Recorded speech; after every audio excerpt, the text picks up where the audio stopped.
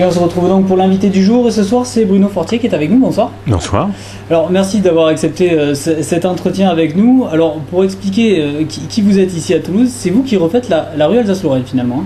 Voilà, on a gagné tout récemment une consultation sur le réaménagement de cette rue très, très extraordinaire dans Toulouse, puisqu'elle est toute droite, très très longue, et qu'elle ne ressemble pas au reste de Toulouse. Alors vous êtes architecte à Paris. Oui. Votre cabinet est sur Paris. Qu'est-ce qui vous a intéressé dans la rue Alsace-Lorraine? Bien, bon, c'est un petit morceau de Paris, sauf que Paris, c'est un territoire entier qui est fabriqué comme ça. Il y a ce caractère linéaire et rapide de la rue. Il y a le côté très orné qu'on voit dans certaines architectures haussmanniennes, qui n'est pas du tout le ton du Toulouse médiéval, qui est plutôt néoclassique, rigoureux et sobre. Donc c'est une espèce de morceau mi-rigide, mi-baroque dans Toulouse, et qui est en même temps le grand espace commercial de Toulouse. Ce qui est finalement un morceau de ville qui devient un lieu de vie commerciale, c'est peut-être mieux que les grandes surfaces périphériques, etc., qu'on voit ailleurs. Alors c'est très intéressant comme rue, parce que finalement, bon, déjà elle a une histoire, comme vous le dites, et puis en plus, elle a été refaite déjà il y a 2-3 ans. Alors je crois que la municipalité précédente a fait une sorte d'hypothèse, comme ça, en se disant, voyons, est-ce qu'en faisant des travaux provisoires, on ne pourrait pas voir déjà si on pourrait pas réduire la circulation, rendre la rue un peu plus piétonne, faciliter les livraisons, etc., ce qui n'était pas une hypothèse bête. Ça a été fait de manière assez brusque sur le plan des aménagements, c'est du béton peint, etc., mais finalement les conclusions sont assez bonnes. Ça montre que là où il y avait 3-4 voies de voiture, on peut n'en avoir qu'une, une livraison dans un sens, que les piétons reviennent plutôt. Ça vous a aidé ? Et oui, je pense que c'est pas du tout négatif d'avoir fait ça. Maintenant, ce caractère provisoire fait que ça s'est dégradé considérablement et que c'est complètement grunge et un peu à refaire tout ça. Bon, et donc ça n'est pas ça ne donne pas beaucoup d'éclat à la rue, même si ça lui donne un peu de facilité. Ouais, d'accord. Donc vous qu'est-ce que vous avez mis en place justement pour arriver à ce que cette rue redevienne le grand axe que c'était à Toulouse? Alors, le moins de choses possible. On a mis en place le moins de choses possible. C'est-à-dire cette rue, on a cette grande rue extraordinaire, verticale et longue. Elle est étroite, elle a 15 mètres de large. Il ne faut surtout pas l'encombrer de 1000 mobiliers, parasites, etc. Il faut mettre le moins de choses possible. On a fait des mâts qui ressemblent à de grands roseaux avec Sylvain Dubuisson qui ne tiennent pas de place, qui vont apporter beaucoup de lumière. On remet des arbres en pleine terre plutôt que les quelques arbres en pot qu'il y a actuellement et quelques bancs, mais tout ça de manière assez légère, de manière à ce que ça devienne un espace passant, caractérisé surtout par un très beau sol et une lumière un peu chatoyante, comme ça, qui fasse vivre la rue. 3 fois rien, d'une certaine manière. Voilà, c'est ça le pari qu'on a fait. L'idée, c'est de remettre le piéton, disons, réellement au milieu de d'une part, et d'autre part, que l'espace public serve la ville et non pas que ce soit nécessairement un événement en soi dans une ville qui est déjà pleine d'événements. Alors voiture ou pas voiture?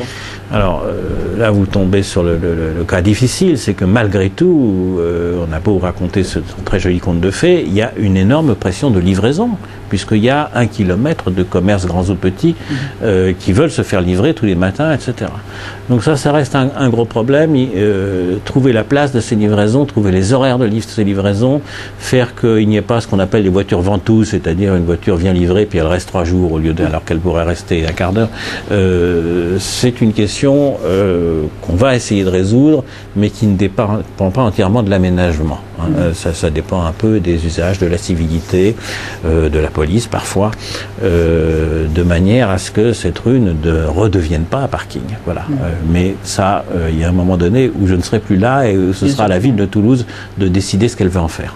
La signalétique aussi, vous voulez qu'elle soit plus discrète? Signalétique, non, pas forcément plus discrète. Elle peut être, une signalétique commerciale n'a pas forcément à être discrète, mais qu'elle soit plus simple, qu'elle ait plus de punch, moins disparate qu'actuellement. C'est pas forcément une affaire de discrétion, c'est une affaire d'écriture, quoi. Pour l'instant, c'est un grand méli-mélo d'écriture plutôt faiblarde. Il faut que ça soit adapté à ce que vous allez faire. Voilà. Que ça parle de la rue. Pour l'instant, ça parle pas beaucoup. Alors après, il y a le square Charles de Gaulle. Ça aussi, c'est voilà, c'est une grosse partie de Alors ce c'est une chantier. très grande masse végétale de très beaux arbres où les choses se sont entassées les unes sur les autres depuis un siècle. C'est une sorte de square à l'anglaise il y a 150 ans. Bon, si bien qu'il n'a plus de forme, il est tout chaotique, les sols sont informes, il y a une espèce de marigot à poisson rouge au milieu, et tout ça avec des arbres splendides qui n'ont pas tenu compte de ce qui se passait en bas et qui sont allés chercher la lumière en haut. Donc il faut tirer parti de ce patrimoine végétal et peut-être donner là encore un peu de dynamique au sol de ce square. L'idée finalement, c'est de récupérer tout ce qu'il y a sur ces places, sur cette rue, casser le moins possible finalement, ou construire autour. Casser, on ne casse rien puisque l'architecture est là, c'est de ne pas apporter énormément de choses, d'arriver à faire un espace extrêmement passant et qui fasse lire la ville. Voilà. Mais on n'enlève pas grand-chose, il n'y a pas grand-chose actuellement, sinon des centaines de voitures, de camions de livraison, etc., qui font que cette rue est très statique. C'est ça l'enjeu finalement. C'est un des enjeux. L'autre enjeu, ça serait que les gens aiment revenir là et que des cafés s'ouvrent et qu'on y soit non seulement le jour pour le commerce, mais le soir pour la vie. Vous, ce qui vous a frappé aussi, c'est l'accès du métro qui n'était pas... Il y a un accès très acrobatique, très annapurna comme ça, qui est un rien dangereux tout de même qu'on va essayer de rendre plus sympathique. Alors comment vous avez des... Eh bien, c'est une question très bête de pente d'escalier qu'on va essayer de faire des pentes qui soient humaines. Voilà. Alors, ce sont des travaux qui vont durer assez longtemps.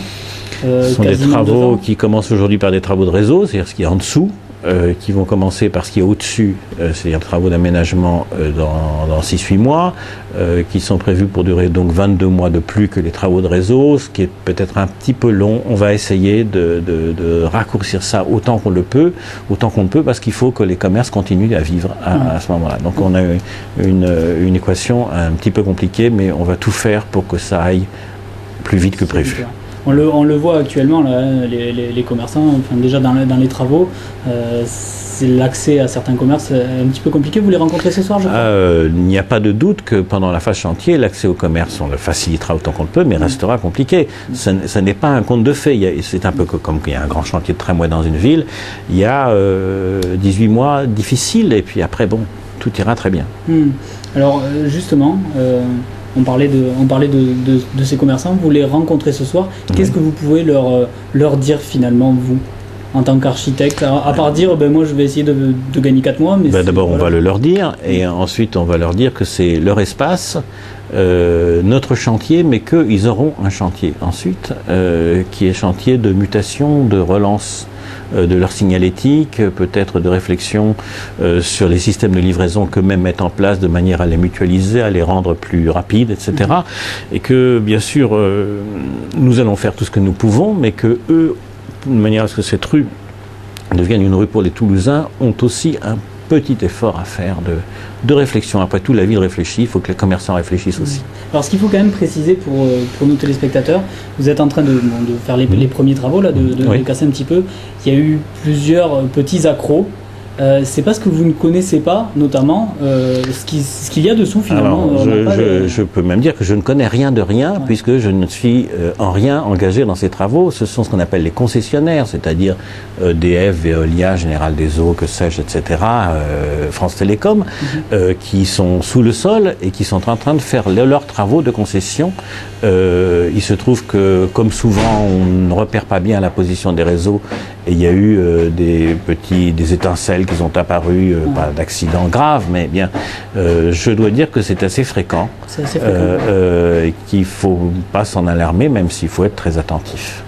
Si on revient sur le concours que vous avez gagné, qu'est-ce qui a fait la différence à votre avis? Écoutez, je n'étais pas là. On me dit aujourd'hui, mais je n'ai pas vu les projets des autres candidats, que ce qui a frappé et nous a desservi pendant un moment, c'est que le projet plaidait pour la simplicité de l'aménagement. Alors peut-être qu'il y avait des projets plus spectaculaires, je n'en sais rien.